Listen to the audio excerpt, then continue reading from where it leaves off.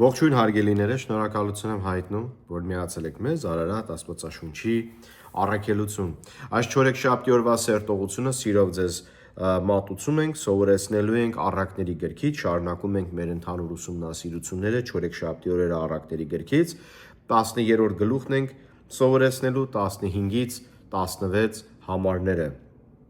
Վերնագիրն է այսօրվա սերտողության Աստծո խոսքը հասկացողը Տիրոջ օրհնանքների մեջ է գտնվում։ Իսկ ինչու այսպես։ Գիտեք, որ Աստծո խոսքը հասկանալու համար հարկավոր է ունենալ ճիշտ հասկացողություն կամ ճիշտ տրամադրություն եւ անկեղծորեն մոտենալ Տիրոջը, որպեսզի Սուրբ Հոգին ընծայի հասկացողությունը։ Մարդիկ կան, որ Աստծո խոսքը բացում են, կարդում են եւ ասում են, դե մենք չհասկացանք, հասանելի չէր մեզ կամ Տերը մեր հետ չխոսեց կամ եւ այլն, կամ ինչ որ մեզ ոչ մի բան չի ասում, բայց գիտեք, երբ որ Աստծո խոսքը մենք բացում ենք, երբ որ մենք Աստծո խոսքը ընթերցում ենք, հարկավոր է, որ մենք աղոթքով սկսենք եւ հարկավոր է, որ խնդրենք, որ Տերը մեզ բացի։ Եվ նրանք, ովքեր որ հավատացյալ չեն, առաջի անգամ են Աստծո խոսքը բացում, առաջի անգամ են ուսումնասիրում, առավել եւս նրանց համար, եթե իսկապես ուզում ես Տիրոջը հասկանալ, Տիրոջը ճանաչել, անհրաժեշտ է, որ խնդրես անկեղծորեն Տիրոջը ասես, որ Տեր, ես ցանկանում եմ, փնտրում եմ քեզ ու խնդրում եմ, որ դու բացահայտես քո էությունը եւ ներկայությունը ինձ։ Ուրեմն այսպես էլ այս հասկացողությունն էլ կտա ինչ կյանք նրան, ով կկատարի Տիրոջ խոսքերը եւ կամքը։ Եկեք հիմա մի պահ մեր գլուխները խոնարհենք, աղոթենք ու անցնենք սերտողությանը։ Տեր Հիսուս, մենք շնորհակալ ենք քո բոլոր տված օրհնությունների եւ քո բոլոր տված բարիքների համար։ Այսօրվա սերտողությունը աղոթում եմ, Տեր, որ Սուրբ Հոգին մեզ դասավանդի եւ աղոթում եմ, Տեր Հիսուս Քրիստոս, որ բոլոր մեր ունկնդիրներն ու դիտողները նրանց համար եմ աղոթում, որ նրանց առատորեն օրհնես, զորացնես նրանց քո խոսքերի մեջ եւ քո կամքը, Տեր, թող կատարեն նրանք եւ իհարկե խնդրում ենք, որ բոլորը, որ ովքեր որ ստանում են այս պատգամը, նրանք ամբողջությամբ դիտեն եւ փոխանցեն իրենց մտերիմներին եւ նրանք էլ նույնպես իրենց պարտականությունը կատարեն ավետարանության։ Աղոթում ենք, Տեր, այս ամենը քո Սուրբ անունով Հիսուս, ամեն։ Ուրեմն հարգելիներս, սկսենք 15 համարից։ Գիտեք, այս համարի թարգմանությունը մեր համար բավարար չէր Արարատ նոր թարգմանության Աստվածաշունչով, դրա համար էլ այլ հայերեն թարգմանությանն ենք մենք դիմել, այսինքն ուսումնասիրել, որ ավելի համապատասխան է գրաբարով գրած Աստծո խոսքը եւ մոտավորապես այսպես է մեկ թարգմանված գրած է բարի հասկացողությունը շնորհք է տալիս, բայց օրինազանցների ճամփան դժվարին։ Իսկ Արարատի նոր թարգմանության մեջ տված է խոհականությունը համարում է տալիս, բայց անհավատալիներին ճանապարհը դժվարին է։ Կարծում ենք, որ ավելի մոտ է եւ նույնպես եւ ավելի մոտ է մեր այսինքն այս թարգմանությունը բարի հասկացողությունը շնորհք է տալիս, բայց օրինազանցների ճամփան դժվարին է, նույնիսկ Էջմիածինի թարգմանությանը եւ Էջմիածինի նոր թարգմանությանը։ Հետևաբար կարևոր է որ ճիշտ հասկանանք, որպեսզի ճիշտ մեկնաբանենք եւ ճիշտ կիրառենք Աստծո խոսքը։ Բարին կամ ճիշտ հասկացողությունը ինչ է նշանակում։ Սկսենք արդեն մեկնաբանությունից։ Բարին միայն Աստված է եւ Տիրոջ խոսքերը, որը Աստվածաշունչն են։ Եթե մենք Տիրոջ խոսքերը կարդանք ու ընկալենք, հետևաբար Տիրոջ օրհնանքների մեջ կլինենք։ Իսկ նա, ով անհավատ ու անտարբեր է Աստծուն եւ Տիրոջ խոսքերին, նա միայն տանջանք ու ցավ է կրելու։ Ինչու՞։ Որովհետեւ իրականում այսպես է։ Ավետարանը մեզ բացատրում է, սովորեցնում է փրկության միջոցը, որը Հիսուս Քրիստոսով է։ Վերստին ծնունդն է հարկավոր, որ վերստին ծնունդով մենք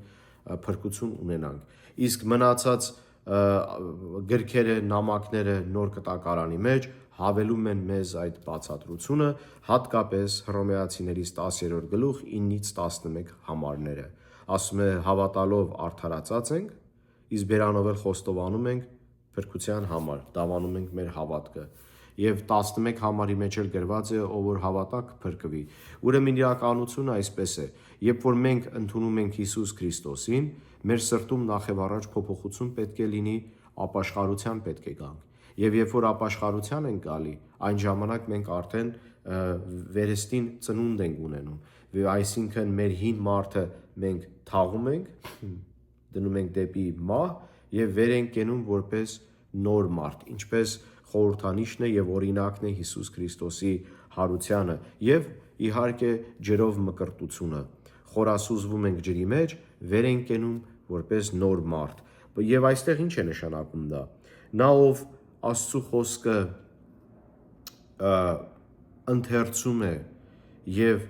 այդ հասկացողությամբ է նա գտնվում, Աստված նրան շնորհք է տալիս,